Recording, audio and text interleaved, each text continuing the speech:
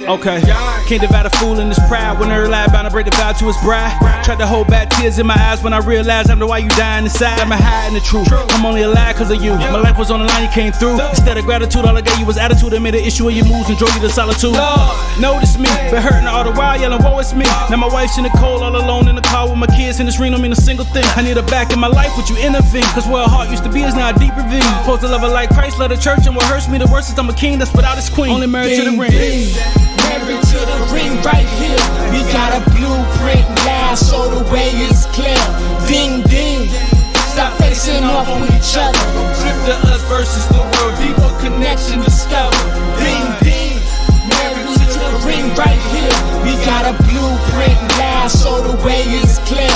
Ding ding, stop facing off with each other. Trip to us versus the world, deeper connection discovered. Ding ding. Married to the ring, married to the ring, married to the ring. Ding ding, married to the ring, married to the ring, married to the ring. It's your time, baby. It's your time. It's your time. Married to the Ring, the fastest growing minority women-owned relationship coaching organization in the world. Bringing marriages back to the forefront of the globe. Ding ding, stop facing off with each other. Trip to us versus the world, deeper connection discovered. Ding ding, married to the ring, Married to the ring. married to the ring. Yeah, honey, dedicated to the ring. You're supposed to be dedicated, instead you faded. With a love you're supposed to bring, with a happy home, with a place of safety. I'm in no cold with no cold and you chase me back to a deep dark spot. I call on God, that's all that we got. We in the real best spot. I see the rain from the drop, I see the rain in the storm. We don't even make love no more. We don't even kiss like we used to. We don't even care, can instead now we kick down them doors. I don't even know why I'm with you. We don't even take pictures. Abusive and mean, cold-hearted, no dream dedicated to one thing. Like we not dedicated to the ring. Married to the ring right here. We got a blueprint now, so the way is clear. Ding ding, stop facing off with each other. Trip to us versus the world, deeper connection discovered. Ding ding, married to the ring, Married to the ring. married to the ring. Okay, can't divide a fool in this pride. When her lie bound to break the vow to his bride. Tried to hold back tears in my eyes when I realized I'm the why you dying inside. I'm hiding the truth. I'm only alive cause of you. My life was on the line, you came through. Instead of gratitude, all I gave you was attitude. That made an issue of your moves and drove you to solitude. Notice me, been hurting all the while, yelling, woe it's me. Now my wife's in the cold, all alone in the car with my kids. And this ring don't mean a single thing. I need her back in my life, would you intervene? Cause where her heart used to be is now a deep ravine. Supposed to love her like Christ, love the church. And what hurts me the worst is I'm a king that's without his queen. Only married to the ring. Married to the ring right here. We got a blueprint now, so the way is clear. Ding ding, stop facing off with each other. Trip to us versus the world, deeper connection discovered. Ding ding, Married to the ring right here. We got a blueprint now, so the way is clear. Ding ding, stop facing off with each other. trip to us versus the world, deeper connection discovered. Ding ding, married to the ring, married to the ring, married to the ring.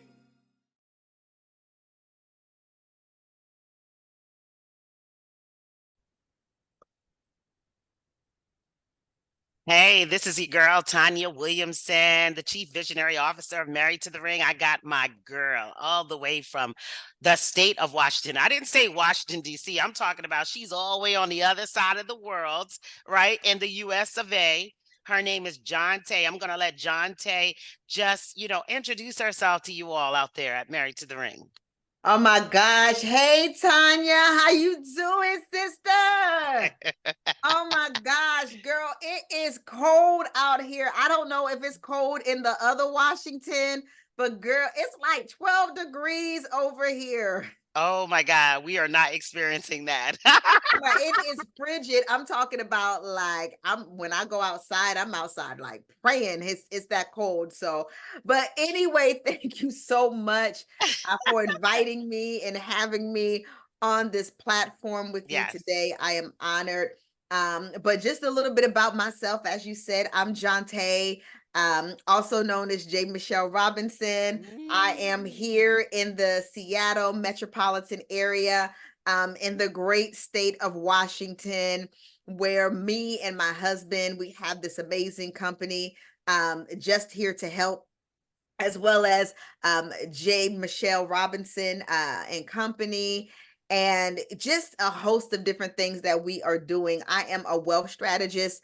Our companies are centered on wealth management and financial advisory.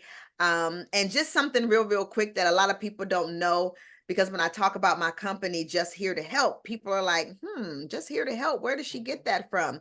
But Just Here to help being an acronym, helping everyone live prosperously.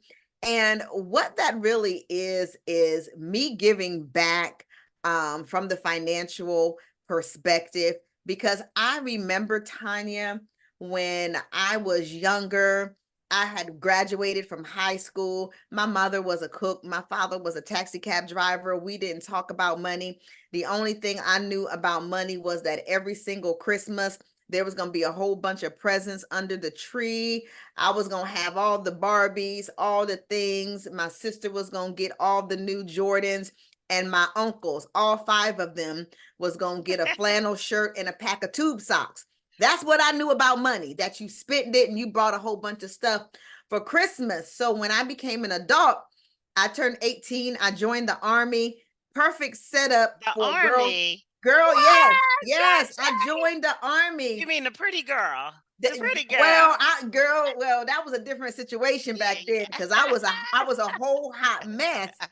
And so the Army was like the perfect setup for me. I wouldn't have survived in college. That would have been a mess.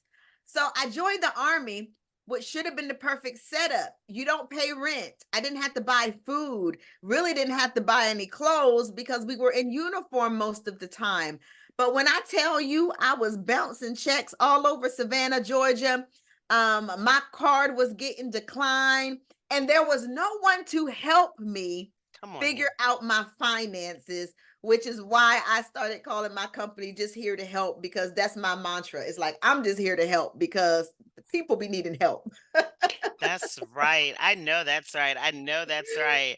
I love you, right? And I what's love so you back. amazing about you is I'm just like, you and I, we connect instantaneously because we're just relatable, Yeah. and like it is what it is. What you see is what you get. There isn't two sides to the story. It's just it is what it is. And I love it. I love it. I mean, I love it. I absolutely love it. And I pray that my viewers will love this episode as well. I pray so Just too. here to help, because that's what John Tay wants to do. I just So want to we're help.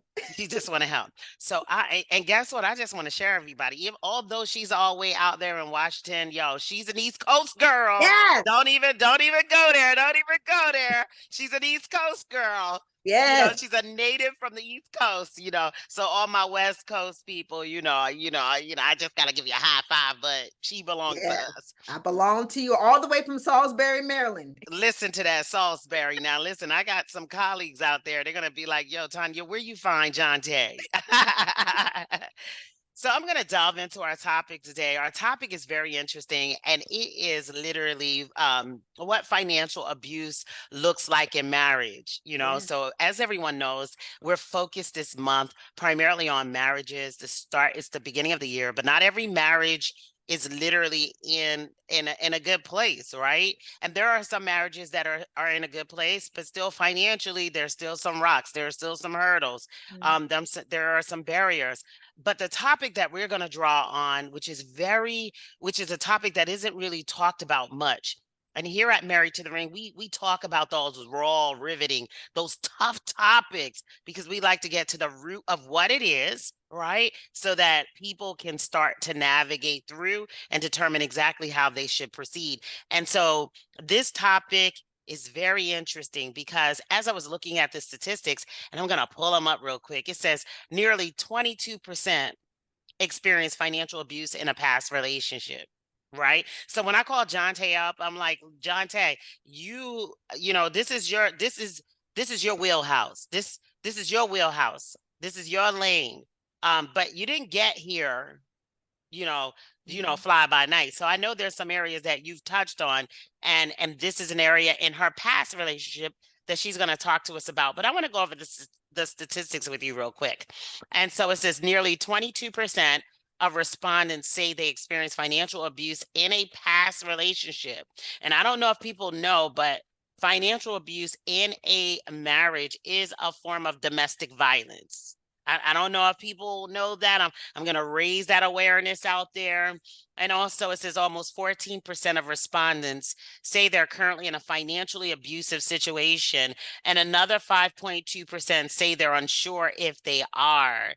But more than 53% who experience financial abuse in the past say their partner controlled shared resources, that the partner controlled it. And then also, when asked why they remain in the abusive relationship, 33.9% say they have no money, right? And 46.8% stay because of the children, and more than 21% are afraid of their partner. So I know I just threw some numbers out there, John Tay, and I really want to hone in. So I'm going to go straight to my questions with you, because I know that, for this audience specifically, there's someone who's going to listen to this, and we're going to raise some awareness. And what I like at Married to the Ring is everyone has a career plan.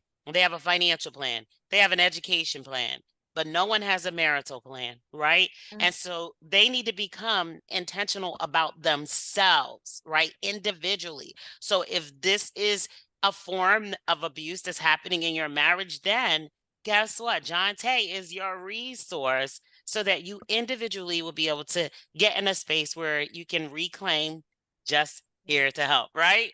So Absolutely. what is financial abuse in a marriage, John Tay? So, financial abuse in a marriage is when one of the spouses, and it actually in today's world can be a male or female, it's not always the husband. There was a time predominantly when we saw husbands being financially abusive to wives, because there was a time where it was the male who was the primary breadwinner. But that's not the case anymore. And so financial abuse is when there's an individual in a marriage or relationship who is the predominant breadwinner, and they wield their power as a result of them being the primary breadwinner.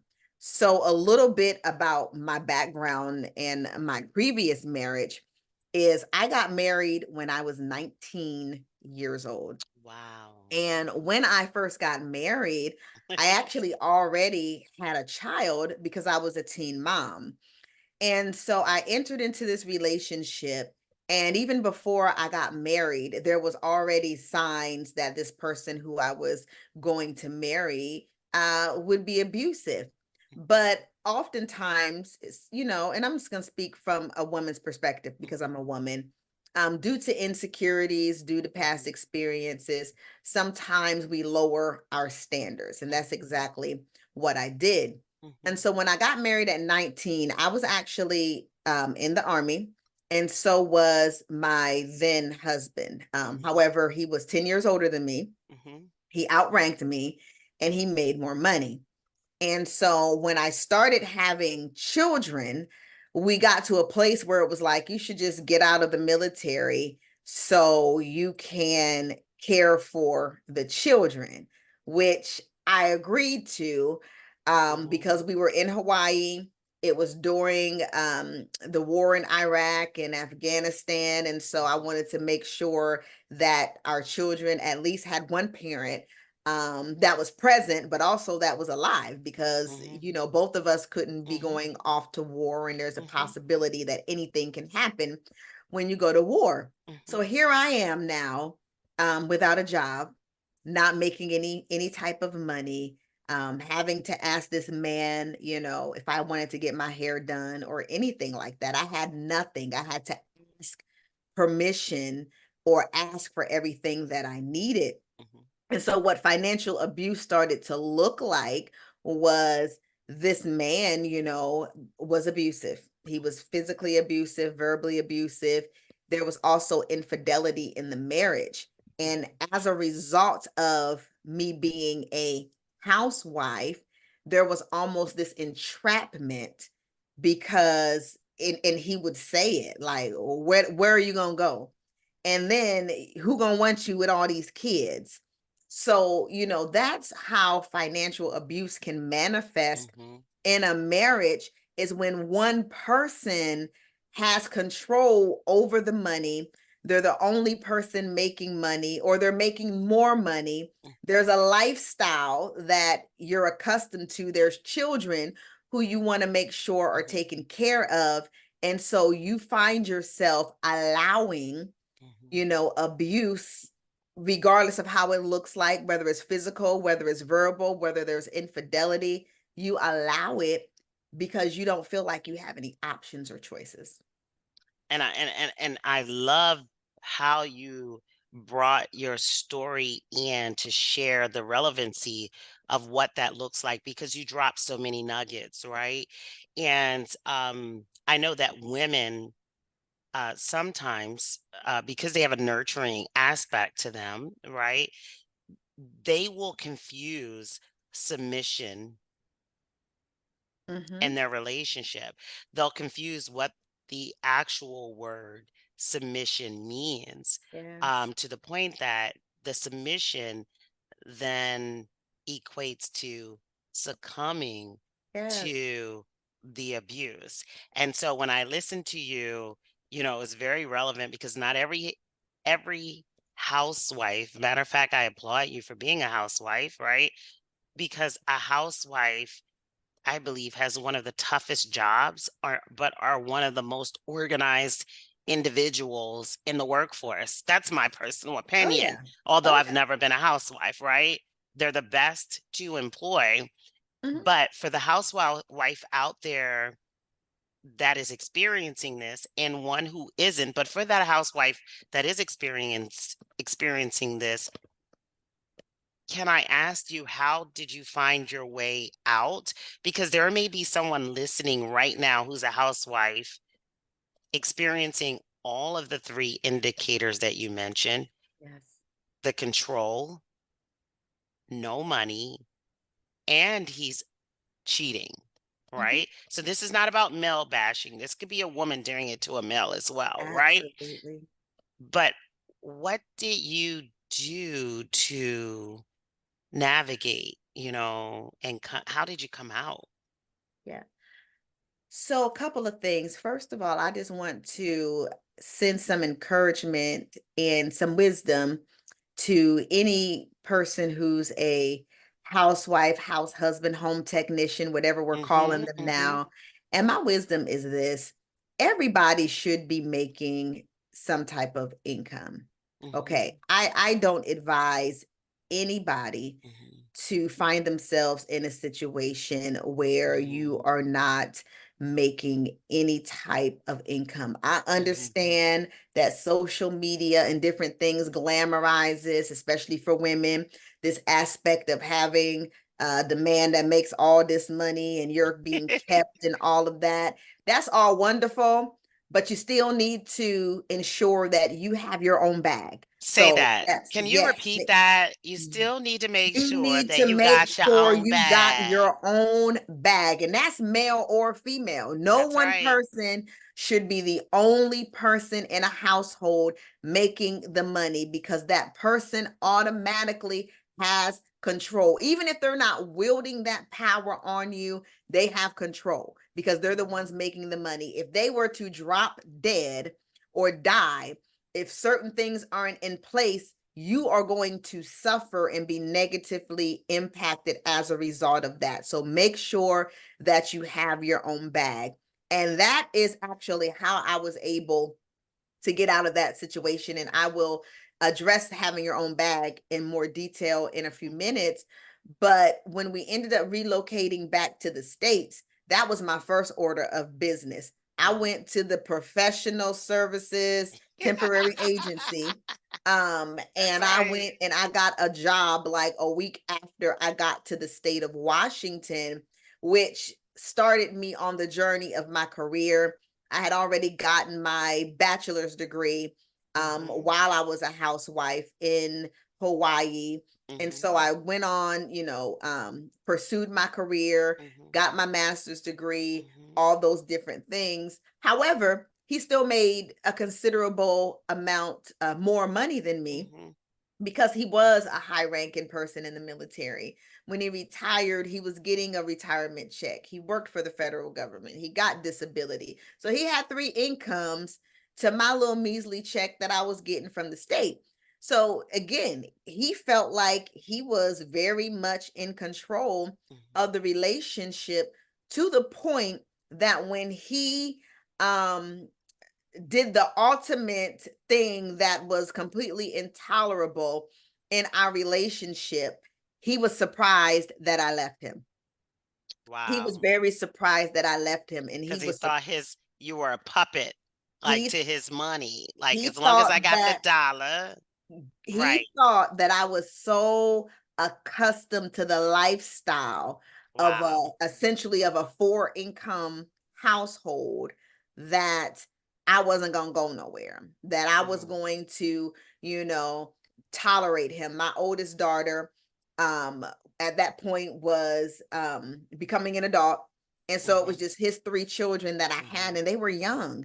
And Mhm. so he's like, "You're not about to leave me, and you got these three young kids Mhm. on your little state job." And I was Mhm. like, "Oh, I got this," because all I needed was something. Of course, I'm Right. a believer. Having God in my life made all the difference, but Mhm. also the fact that I knew I was going to be able to pay rent somewhere. I Mhm. may not have been able to live in the most fabulous place, but I was going to be able to pay some rent. That's My right. car was paid for. So I knew I was going to be able to take care of me and my children, even if I had to downgrade my lifestyle. And that's Mhm. another key. You can't be afraid of downgrading Mm-mm. your lifestyle if Mm-mm. you find yourself in a relationship where there is financial abuse. What's interesting is a lot of people, I always tell people when you have a temperature check around your financials, if you're constantly looking at the numbers, it will tell you where you really need to be, whether you need to regress or whether you need to progress, right?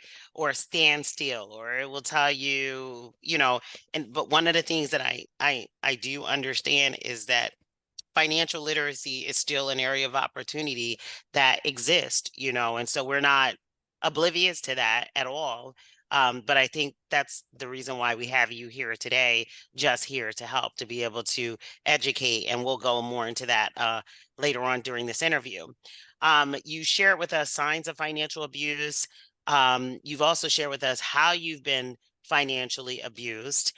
And let me just ask this, because sometimes when individuals encounter a challenge like that, there's two things that happen. They can, one, enter into a new relationship carrying over the same dysfunction, or two, they are like, I have boundaries and now I got all of these controls in place, where this is not going to ever happen to me ever again, right?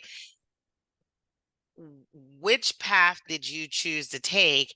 And now that you are remarried, how are you, how are you leveraging that where it's not to the point where it's controlling because you're so guarded because of what happened in your first marriage? Right. So I took the measure of immediately ensuring that I was financially stable. And so I did things like making sure my credit was, up to par. Hmm. I made sure that, again, I had my career in place. And so I Hmm. was making okay money. It Hmm. wasn't, again, it wasn't the four incomes, but I didn't need that. I was willing to, for that time Hmm. period, to downgrade my lifestyle. And when I say downgrade my lifestyle, I Hmm. mean, not just splurging and spending and doing certain things. I Yeah. was able to keep our home until I purchased a new one and all of that. But again, I set myself up financially, and and Hmm. and and what made me successful was I didn't wait until I exited the relationship. There Mm. came a point, and this is so critical. because abuse happens over time. Mm. It just does. It's not one. It's like red flags, and There's it's red flags, yes. It yeah, happens over time. And while subtle. there, yes, and while there may be a specific event or a specific thing that causes you to have that sobering moment where you're like, Mhm, I gotta go. There's a mhm, process mhm, that you go through to mhm, even get to that point. And so it's very critical. First of mhm, all, again, I don't believe that anybody should not have any income in a mhm, relationship. mhm, Always make sure you're doing something. And even if you have small kids, in today's world, there's all different types of home-based mhm, businesses that you can be involved in so that mhm, you're able to be home, be present for your children, and you still have the ability to earn income. You want to always be earning income. mhm, Um, Earning income does a lot for you besides the mhm, security it gives mhm, you. mhm, God forbid if you have to leave the relationship, it also just simply makes you feel better about your contributions to the marriage. It's a reality. When I was not earning income, I mhm, didn't feel that great mhm, about myself because I knew that somebody else had control over me.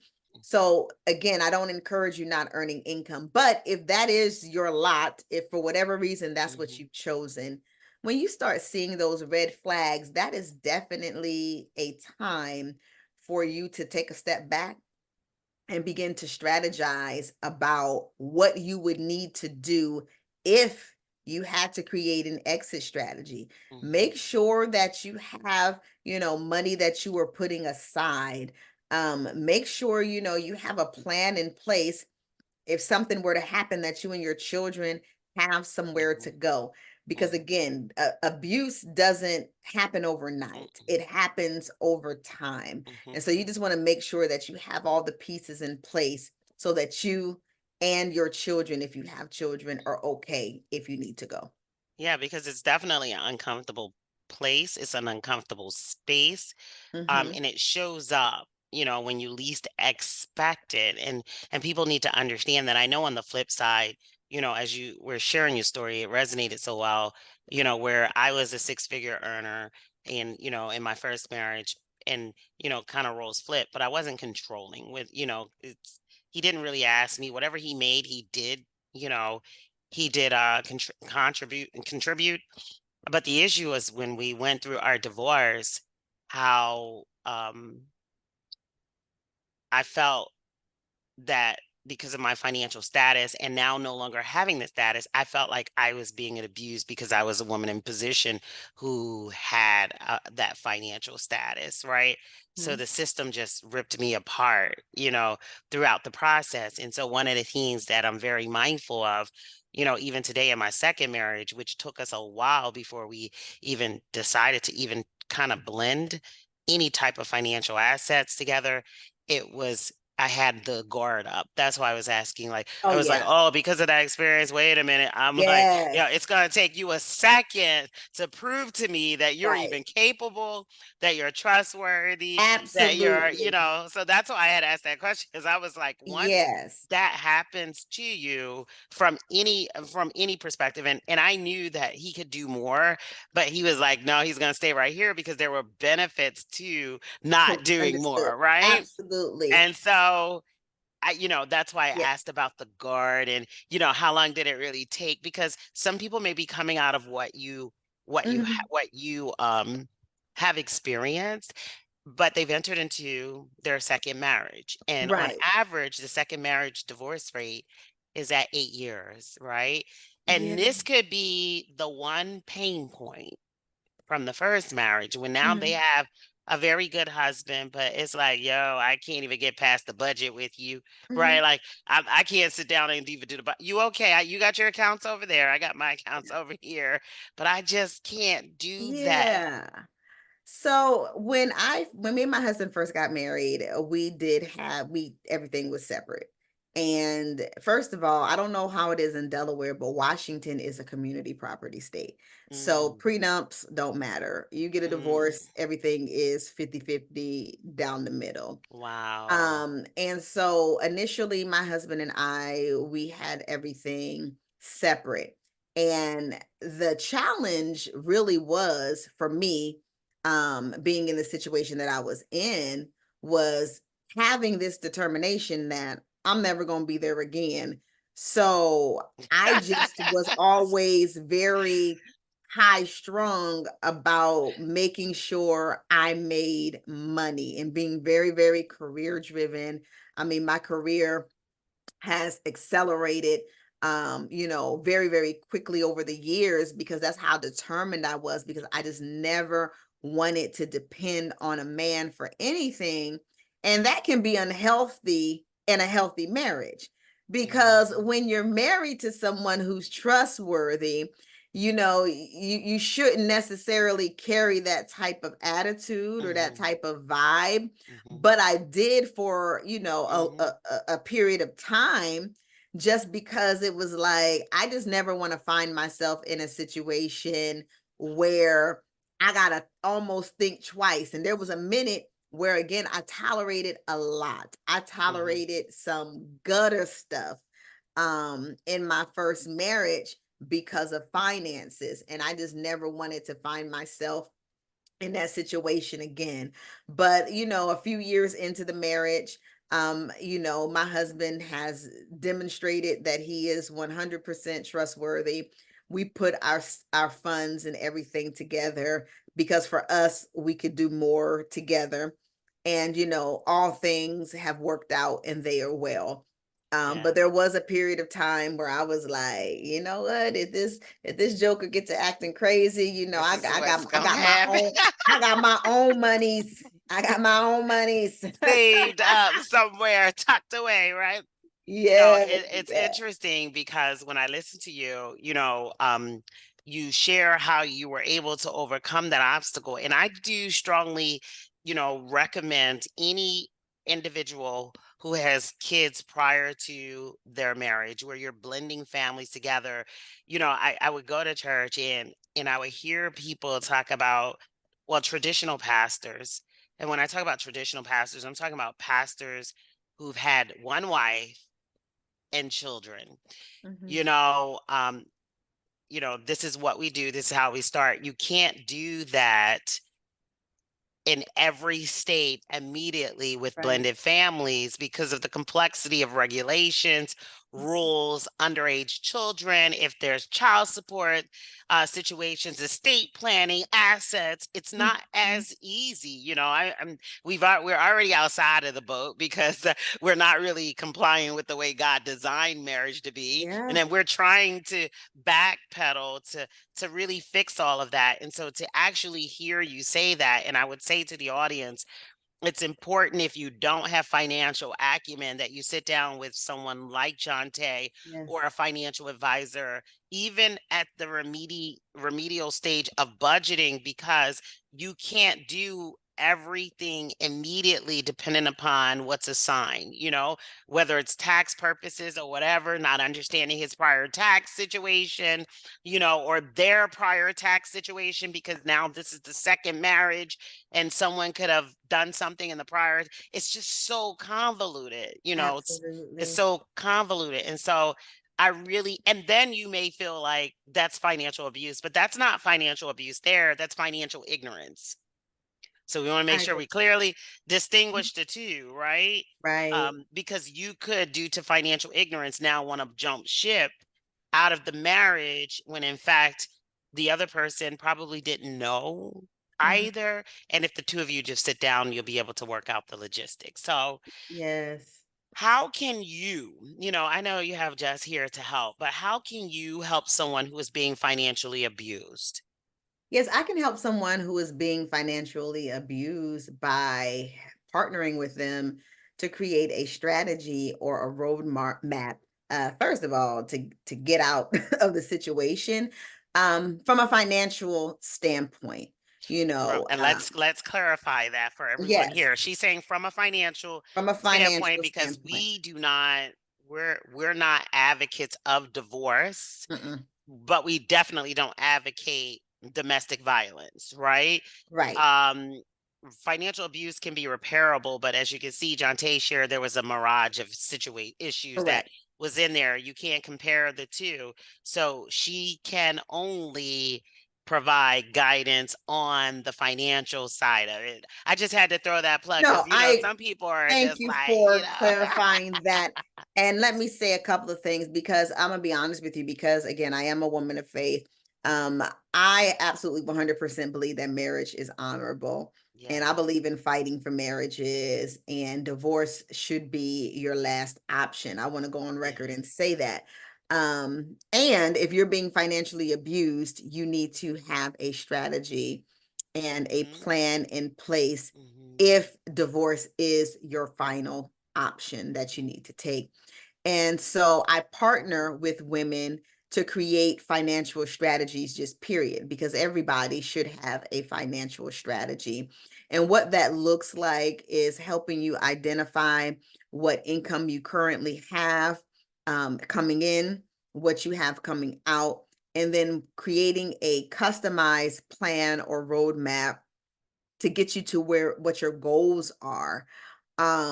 Backing up to something you said, Tanya, about even the second time around. First of all, folks need to be getting financial counseling before they get married. Some of us will get marital counseling, and that's not as widespread as it should be. But in addition to marital counseling, people need to sit down with a financial advisor before they get married. You need to have all those things figured out, because you said something. You got people coming into relationships with their own tax situations. You got people that got bad credit, and you're not finding out this stuff until you get married, and that causes more problem. Finances is probably one of the top reasons for divorce. It's finances. Financials is, I don't know. Do you hear that fire alarm? Can you hear it? Mm-mm. No, okay, good. It's okay, guys, audience. We're here. But check this out. This is what's amazing. Financials rank like number two, like I knew literally. it. Mhm. But what's so powerful, John Tay, is what you just said. You have to have, oh my God, this is why I'm like, yo, Yeah. this is my sister, right? Sister in Christ, sister in business. You have to have a financial plan, because the fact of the matter is, when you enter into things and you are oblivious, because that person may not be astute in financial management, although you may be, right? And you are assuming, that they are, because they may have a business or because they earn six figures. But let me tell you right now, as working from a financial institution, the most illiterate, and if you could go pull the data, and individuals and financials are ones who are actually in financial institutions making Mhm. high income. A lot of people don't know that. They don't want to talk about that. They won't put that on the record. Oh yeah. They can manage everyone else's monies, but they can't manage their own monies, right? And I've seen things over time just trickle. So this is amazing. I think this is amazing. Yeah. So again, I can work with a person who's being financially abused to set some goals. That's number one. Set some goals, create a strategy, identify opportunities to meet those goals. If you're not generating any income, I'm going to find some ways for you to generate income, so that you're on a path of success. Well, what I love about today's interview, and you can see why I have Jonte here, is Jonte not only has a business, as a wealth strategist, but then she also has an entity established just to be able to help pull individuals who are currently in these situations out of these situations so that they can soar, they can go Yes. to the next level. And so, Jonte, what would you say in closing? Where can, my colleagues, where can anyone who's watching this, where can they find you? Where can they locate you? Yes, you can find me on all social media outlets, Facebook, Instagram, YouTube, J Michelle Robinson. So that's J period Michelle with no E. Talk to my mom about that. Michell Robinson. And you can follow me on all social media outlets. You can also send me an email.